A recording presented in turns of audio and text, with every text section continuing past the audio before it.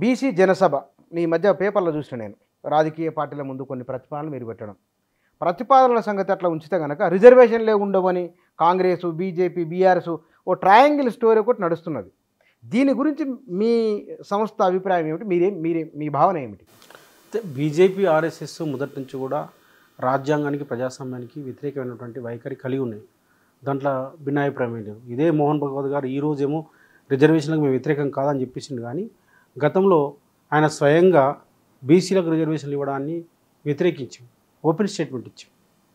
కాబట్టి బీసీలకు వ్యతిరేకమైన స్టాండు, సామాజిక న్యాయానికి వ్యతిరేకమైన స్టాండు, ఎస్సీ ఎస్టీ బీసీలకు రిజర్వేషన్లు ఉండొద్దనే అభిప్రాయం, నిశ్చితమైన అభిప్రాయం ఆర్ఎస్ఎస్ బీజేపీకి ఉన్నాయి. అయితే కాంగ్రెస్ పార్టీ కూడా భిన్నమేం కాదు. దానికి బాబాసాహెబ్ అంబేద్కరు ఆ రోజు రాజ్యాంగ రచన సందర్భంలో ఆయన ప్రధాన భూమిక పోషించి వారి ఉన్నటువంటి మేధాశక్తితోటి అందరినీ, ఆ రోజు ఉన్నటువంటి కొంత డెమోక్రట్స్, ఆ రోజు స్వతంత్రోద్యమంలో పాల్గొన్నటువంటి వాళ్ళు అగ్రకులాలు అయినప్పటికీ నెహ్రూ లాంటి వాళ్ళు కానీ, పటేల్ లాంటి వాళ్ళు కానీ అందరూ కూడా వాళ్ళు ల్యాండ్లార్డ్స్ ఫ్యామిలీ కావచ్చు, రాజ కుటుంబాల నుంచి కావచ్చు, కానీ వాళ్ళు ఫారెన్లో జరిగినటువంటి ఒక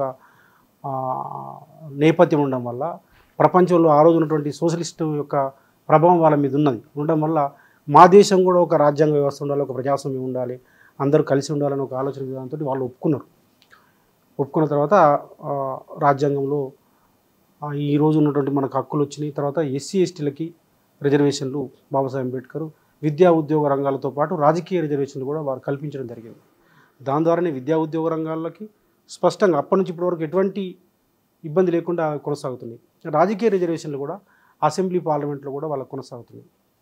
కానీ బీసీలకు వచ్చేవరకనే ఇవాళ అగమ్య గోచరంగా ఉన్నటువంటి పరిస్థితి. కాంగ్రెస్ పార్టీ కూడా దీనికి భిన్నమైనటువంటి వైఖరి ఏం లేదు. గతంలో ఎప్పుడు కూడా సరే రాజ్యాంగ రచన సందర్భం వరకు ఎస్సీ ఎస్టీలకు విద్యా ఉద్యోగ రాజకీయ రిజర్వేషన్లు వచ్చినాయి, అది అట్లా ఉంచు. బాబాసాహెబ్ అంబేద్కర్ యొక్క కృషి త్యాగ ఫలితం దాన్ని మన వాళ్ళు అనుభవిస్తున్నారు. బలహీన వర్గాలకు వచ్చేవరకనే ఇదే కాంగ్రెస్ పార్టీ సరే బీజేపీ స్టాండ్ నేను మొదలే చెప్పాను.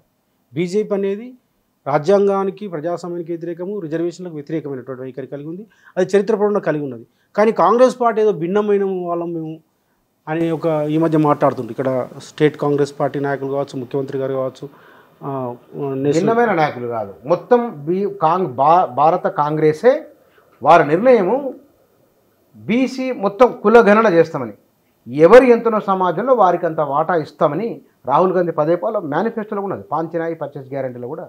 నేను ఏమంటున్నా ఇప్పుడు మొదలు అసలు వాళ్ళ తాత తండ్రులు ఏం చేసారు, మోసం చేసారో చెప్పాలి రాహుల్ గాంధీ గారు. ఎవరికి మోసం చేసిండ్రు? బీసీలకు మోసం చేస్తే వరుసగా బీసీ ముఖ్యమంత్రులు ఎట్లా కాగలిగిండ్రు? ఒక్క నిమిషం సరే. ఏమంటున్నా ఇప్పుడు కాకా కలర్ కమిషన్ ఏం చేసిండ్రు?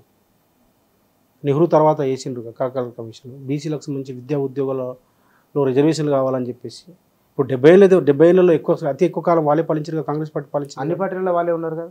ఏమంటే కాంగ్రెస్ పార్టీ ఈ దేశంలో నెహ్రూ నుంచి ఇందిరాగాంధీ మొదలుకొని పివి నరసింహారావు వరకు, మొన్న మన్మోహన్ సింగ్ వరకు అతి ఎక్కువ కాలం పాలించింది యాజ్ ఎ పార్టీగా కాంగ్రెస్ పార్టీ కదా.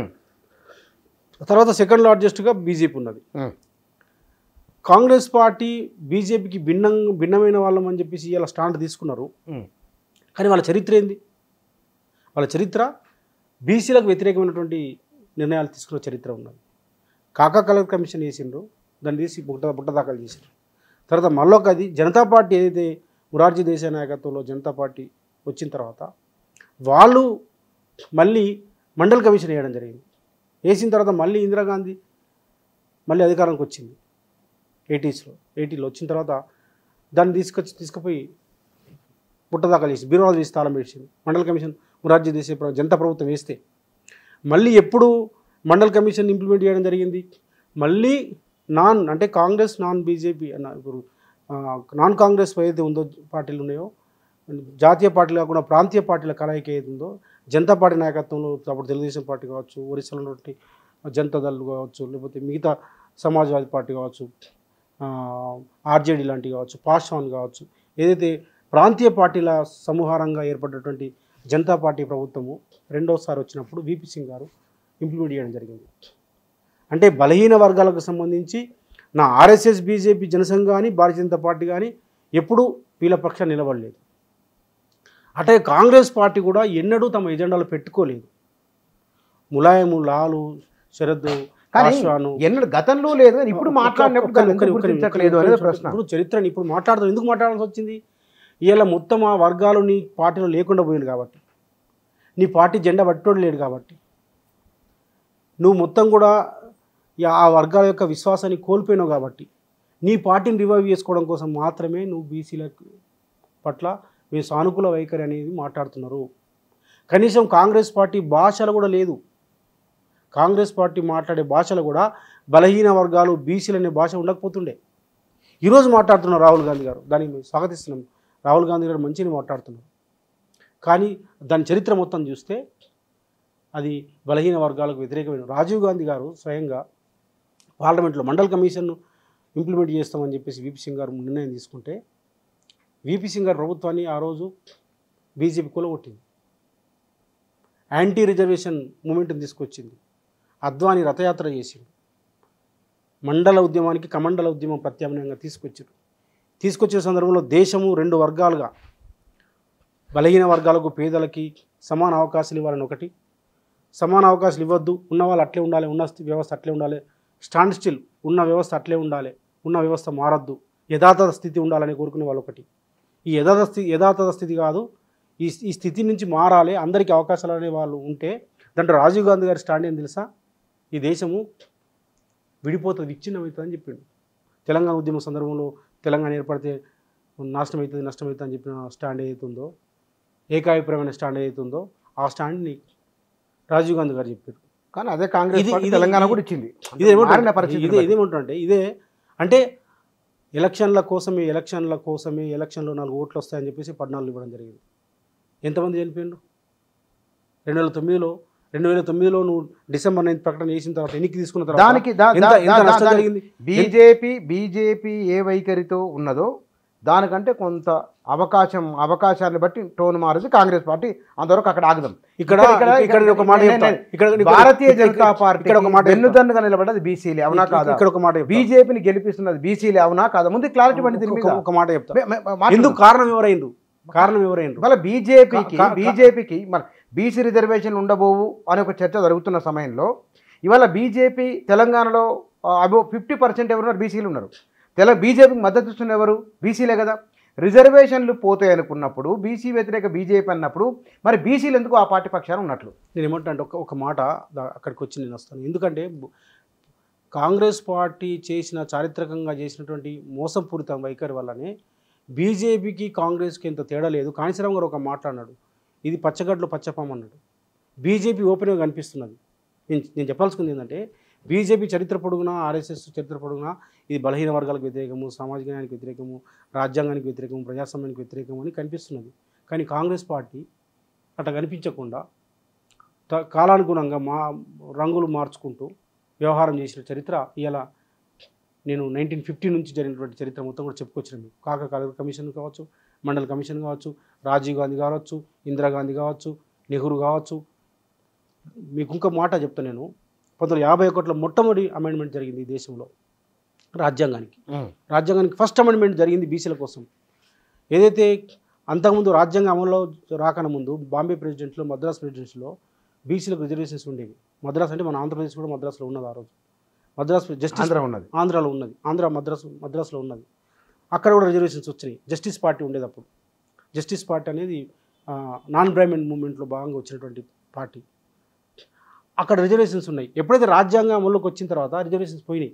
అంటే బ్రిటిష్ రాజ్యాంగం కూడా ఉంది కదా, Bombay presidency, Madras presidency British రూల్లో ప్రత్యక్షంగా ఉన్నాయి. మనమేమో బ్రిటిష్ రూల్లో లేము. మనం స్వయం సంస్థానంగా ఉన్నాం. నిజాం పాలన కింద మనం ఉన్నాం.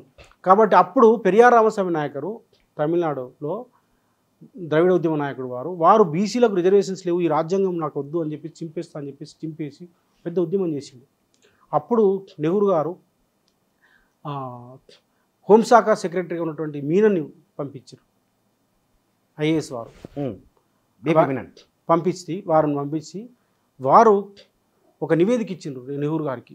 మీరు కనుక ఈ బీసీలకు సంబంధించినటువంటి రిజర్వేషన్స్ దీంట్లో లేవు, ఈ మద్రాస్ ప్రెసిడెన్సీలో, బాంబే ప్రెసిడెన్సీలో ఏదైతే బ్రిటిష్ వాళ్ళు స్వయంగా పాలించినటువంటి ప్రాంతాల్లో రిజర్వేషన్స్ ఇచ్చిండ్రు, వాళ్ళు నాన్ బ్రాహ్మణ్స్ కూడా ఇచ్చిండ్రు. నాన్ బ్రాహ్మణ్స్కి ఇప్పుడు ఇవ్వకపోవడం వల్ల వాళ్ళంతా కొట్లాడుతున్నారు, ఇది మంచిది కాదని చెప్తే బాబాసాహెబ్ అంబేద్కర్ ఆ రోజు న్యాయశాఖ మంత్రిగా ఉన్నాడు నెహ్రూ గారు బాబాసాహెబ్ అంబేద్కర్ని అడిగితే వారు ఏం చెప్పారంటే మీరు అమెండ్మెంట్ చేసి ఇవ్వచ్చు 342 ఆర్టికల్ ప్రకారం ఇవ్వచ్చు అని చెప్పేసి వారు చెప్తే అప్పుడు ఫస్ట్ అమెండ్మెంట్ జరిగింది 1951లో.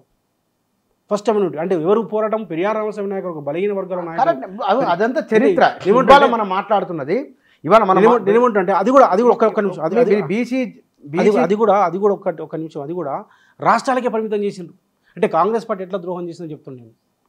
కాంగ్రెస్ పార్టీ ఆ రోజు రాష్ట్రాలకే మీరు నిర్ణయాలు తీసుకోండి, దేశవ్యాప్తంగా అప్పుడే ఇవ్వచ్చు కదా, మండల కమిషన్ ఏర్పడే. కాంగ్రెస్ పార్టీ తాను చేసుకున్న తప్పిదాల కారణంగానే ఇవాళ రాష్ట్రాలే కోల్పోయింది. 1, 2 అక్కడ కర్ణాటక, తెలంగాణ, ఇంకా పెద్ద రాష్ట్రాలు ఏం లేవు. ఉన్న 2 రాష్ట్రాలే, 29 రాష్ట్రాలు కానీ మొత్తం పోయినాయి కాంగ్రెస్కు.